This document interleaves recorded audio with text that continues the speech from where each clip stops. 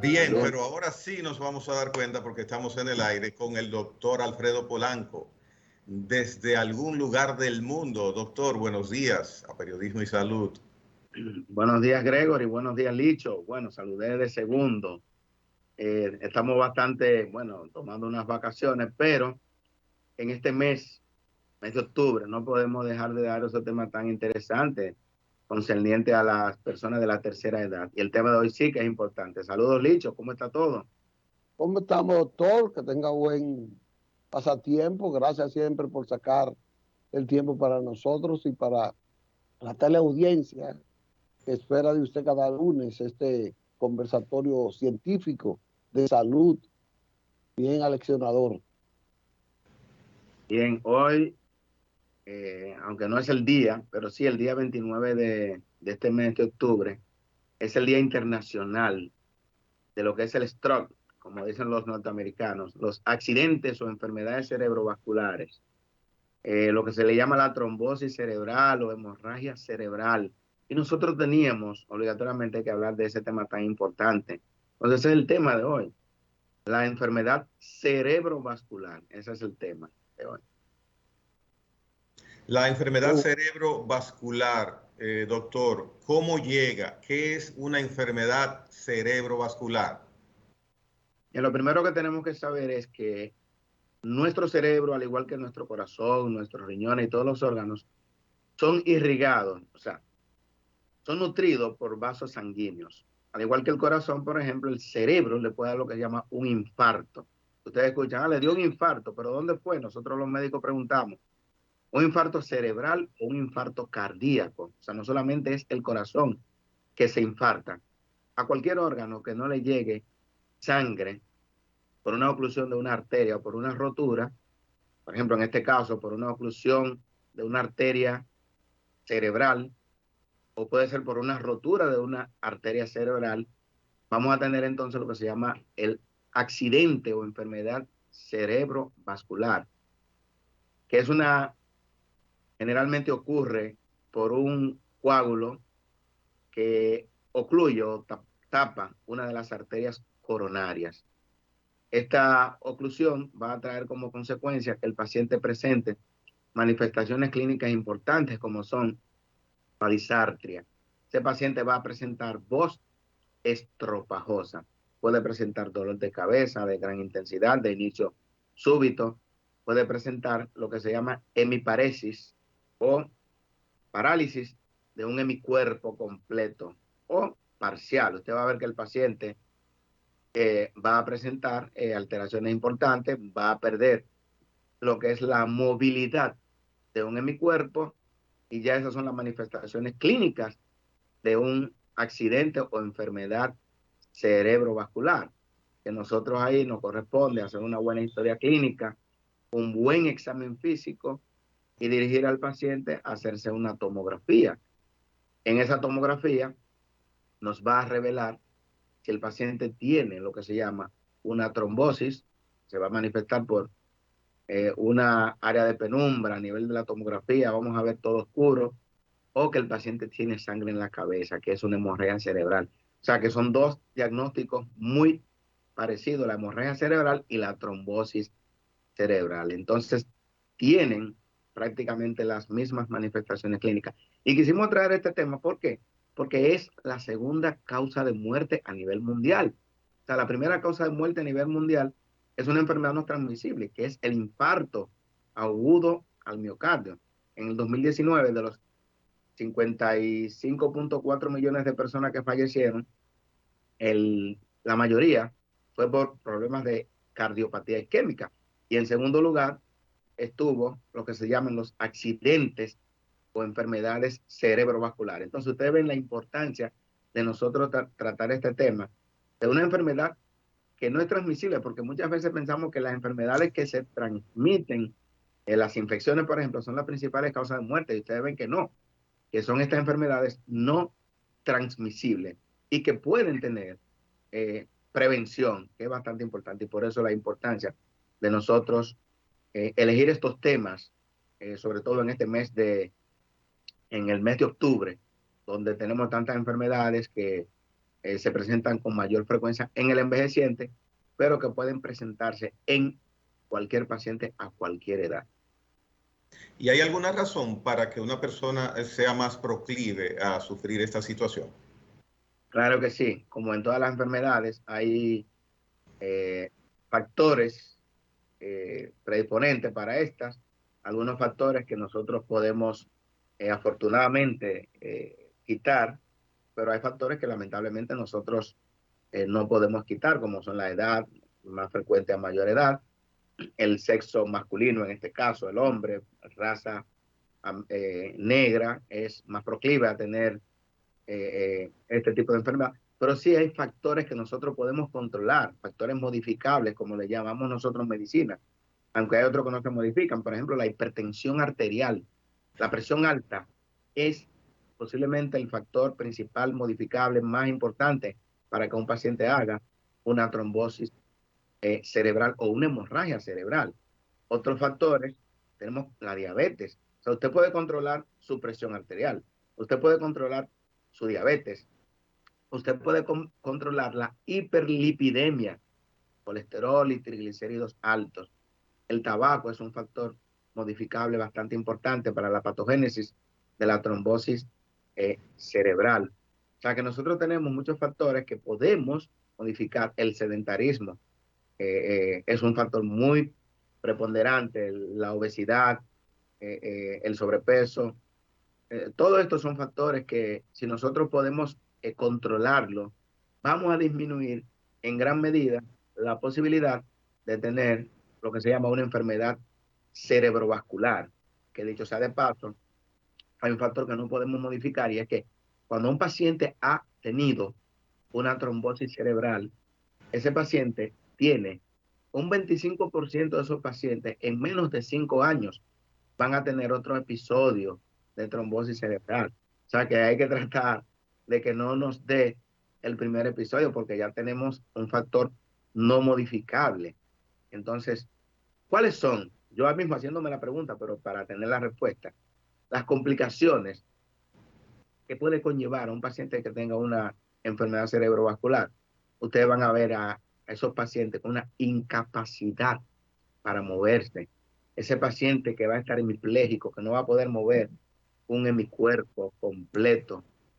Ese paciente que lamentablemente, dependiendo sobre todo si ese paciente estaba en la vida productiva, es un paciente que está hemipléjico, que no mueve la parte completa. Por ejemplo, como ustedes oyen que dicen, a fulano se le murió el cuerpo derecho o el cuerpo izquierdo. Ese paciente fue una trombosis cerebral que hizo o una hemorragia cerebral que ya con rehabilitación podría tener cierto grado de recuperación, pero nunca va a tener una recuperación completa. Señor Matos.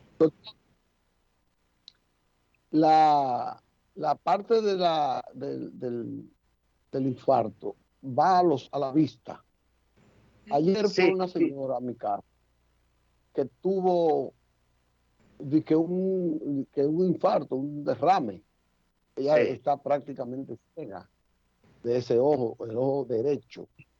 Y cuando le hago el auscultamiento, me dice que ella es diabética y que también tiene que hacerse una cirugía de la vista. Ella cree que el derrame fue por eso. Yo le dije, ¿sabe por qué usted sufrió ese derrame? Es muy posible que sea por la diabetes que usted haya tenido. Yo no soy médico, pero yo le di un diagnóstico, ella está viendo el programa, yo le di un diagnóstico cierto a esa joven. Sí, claro. O sea, la trombosis cerebral puede presentarse, incluso una de las manifestaciones clínicas que puede tener el paciente son alteraciones visuales. Entonces, por eso, el paciente que tiene alteraciones visuales, así, de inicio súbito, es un paciente que es importante, sobre todo si es diabético o si es hipertenso de larga data o si tiene colesterol y triglicéridos altos, hacerle una tomografía axial computarizada de cráneo. Entonces, bastante importante. ¿Por qué? Porque ahí se va a ver si hay un área de isquemia cerebral. Entonces muchas veces estamos tratando con un paciente y incluso lo mandamos al oftalmólogo, y cuando viene a ver tiene una pequeña oclusión arterial a nivel de esas arterias que van a la vista, y entonces esa es la causa, o sea que es bastante importante. Muchas veces usted va a ver al paciente también que va a tener desviación de una hemicara, de la parte de la cara, del lado derecho, por ejemplo. Eh, Ese paciente que tiene disartria, que es lo que se llama la voz estropajosa, entonces ese paciente lo que tiene es una trombosis cerebral o una hemorragia cerebral también, que es el pronóstico es mucho peor. Por ejemplo, ustedes conocen un periodista bastante importante, cronista de arte, que lo que tuvo fue una hemorragia cerebral. Entonces, es mucho más agresivo. ¿Cuál es la diferencia? O sea, el 15% de todos los pacientes lo que hacen es hemorragia cerebral, que es mucho más traumática. Una hemorragia cuando se rompe una arteria del cerebro, que usted dice tiene un coágulo de sangre, el inicio es más súbito. De repente el paciente a medianoche lo despierta un dolor de cabeza, que dice el paciente que es el dolor de cabeza más intenso de su vida, con voces tropajosas. Ese paciente hay que llevarlo inmediatamente a una emergencia. Entonces muchas veces nos quedamos en la casa con ese paciente de que a ver si se le pasa el dolor de cabeza, y no sabiendo que cuando un paciente tiene un dolor de cabeza de inicio súbito, debe de acudir inmediatamente a un área de urgencias para que se le practique una tomografía de cráneo. Porque si el paciente lo que tiene es un coágulo en la cabeza, una hemorragia, ese paciente, atendiendo a la rapidez con que se actúe, pues podría salvarse. De lo contrario, el paciente podría fallecer porque las hemorragias cerebrales son bastante catastróficas. Con respecto a la paciente, posiblemente tenga una trombosis cerebral. Precisamente hablando de mujer, ¿por qué a las mujeres, de acuerdo a lo que usted ha mencionado en esta corta orientación que llevamos, pero ya lo mencionó, es menos frecuente que sufra este tipo de situación cerebrovascular?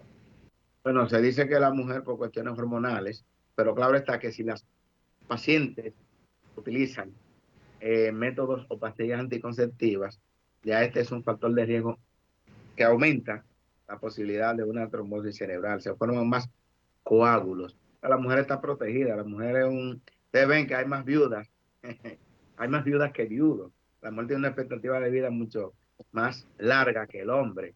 Y ustedes van a ver que entonces la mujer está con 100 años y está caminando y está cocinando. El hombre está con 80 años y está encamado. Es posible, no se sabe bien, pero hay muchos factores y la mujer se mueve mucho más. Posiblemente tenga una vida menos sedentaria que el hombre, porque la mujer por lo menos en sus quehaceres cotidianos se está moviendo mucho más que el hombre. Entonces posiblemente podría hacer eso. Y con la vida agitada que se lleva hoy día, hay estrés, estrés laboral, hay muchos tipos de estrés. El estrés puede influir en un accidente cerebrovascular.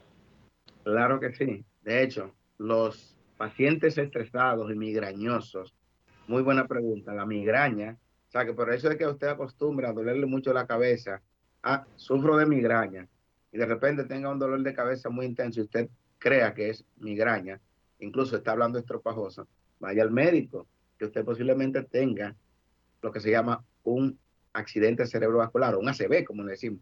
Ah, fulano tiene un ACV, pero pensaba que era una migraña. Entonces, muchas veces estas entidades clínicas se parecen mucho.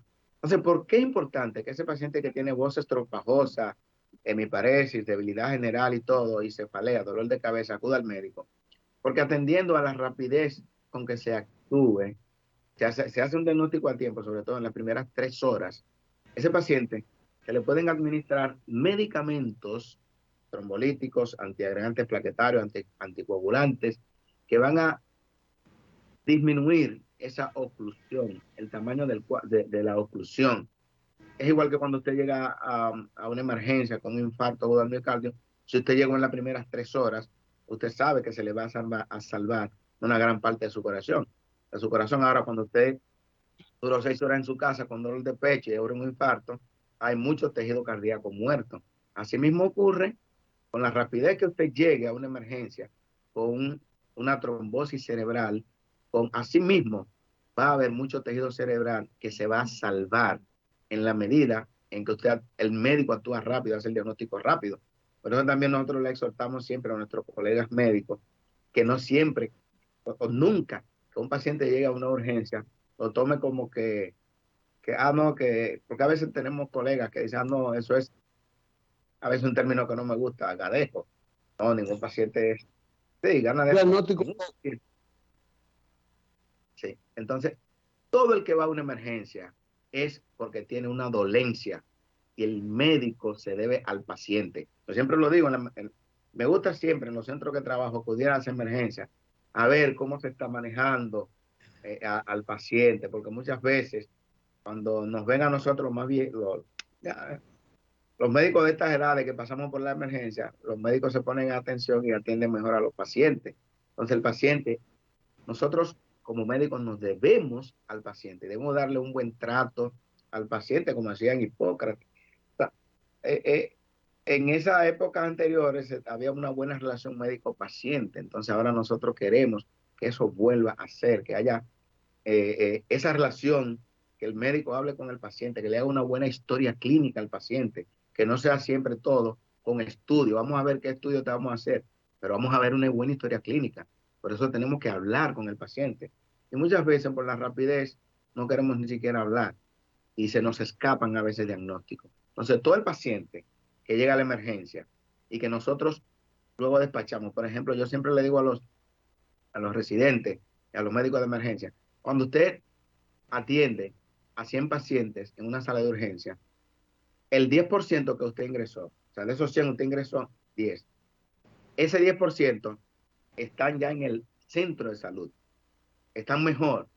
Preocúpese mucho de esos 90 que usted despachó, que usted no sabe cuál de esos 90 que usted le dio de alta, que estaban bien, tenía algún problema que a usted se le escapó por andar un poquito rápido. A mí el paciente que me preocupa más es el paciente que se fue.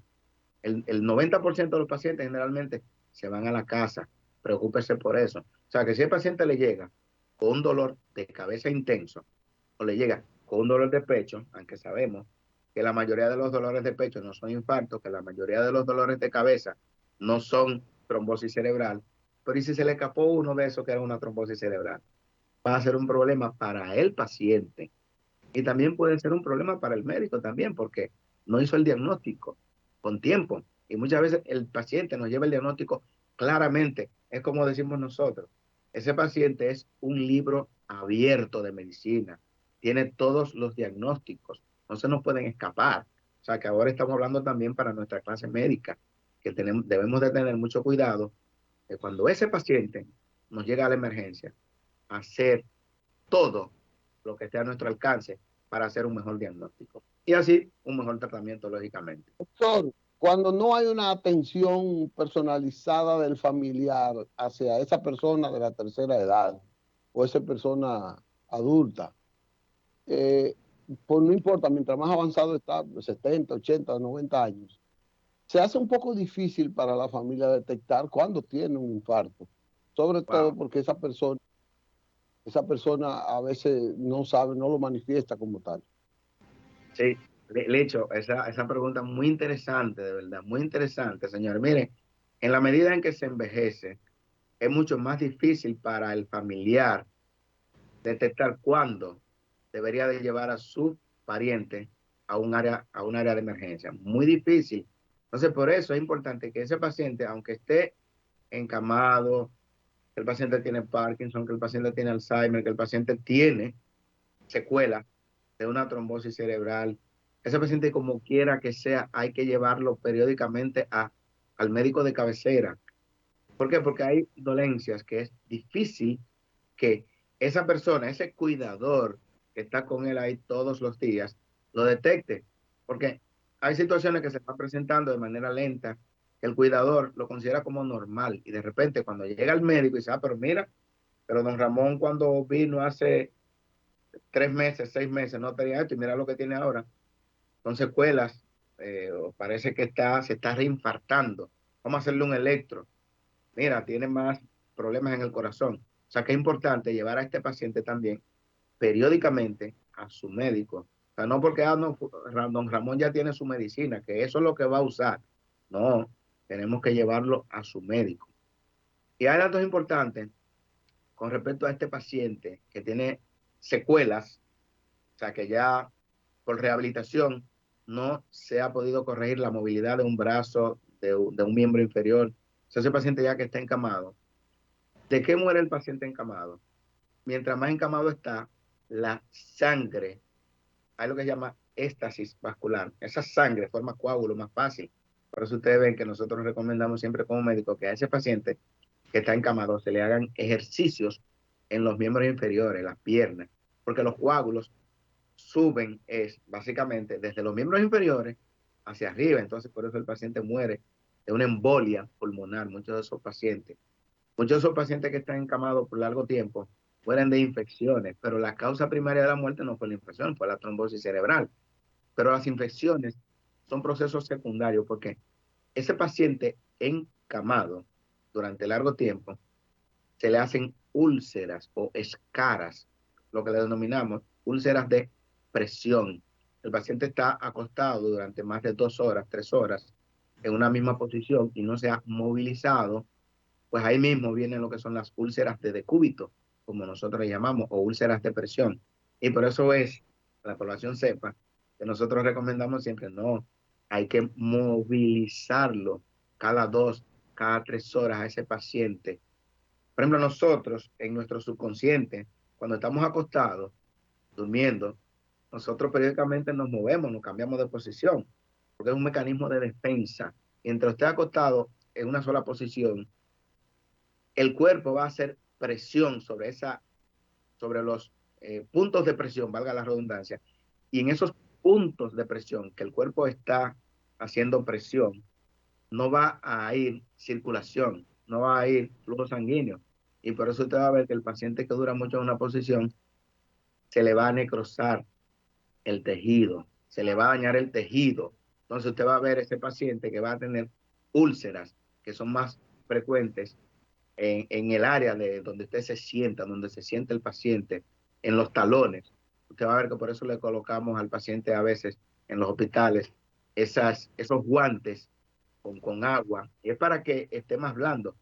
O le recomendamos al paciente o al familiar que utilicen colchones de aire o colchones de agua o colchones de la cuestión de huevo, que ustedes van a ver muchos pacientes acostados ahí en ese colchón, y con ese tipo de colchón se reduce, disminuye la posibilidad de que el paciente haga escaras o úlceras de presión, que esa va a ser la causa que lo va a llevar a la muerte al paciente. Sobre todo si ese paciente es diabético. Imagínense usted un paciente diabético y que se le forme una úlcera por estar acostado en una misma posición, lamentablemente es una sentencia en muchos casos de muerte. De modo que hay mucho de qué hablar en el caso de la trombosis cerebral.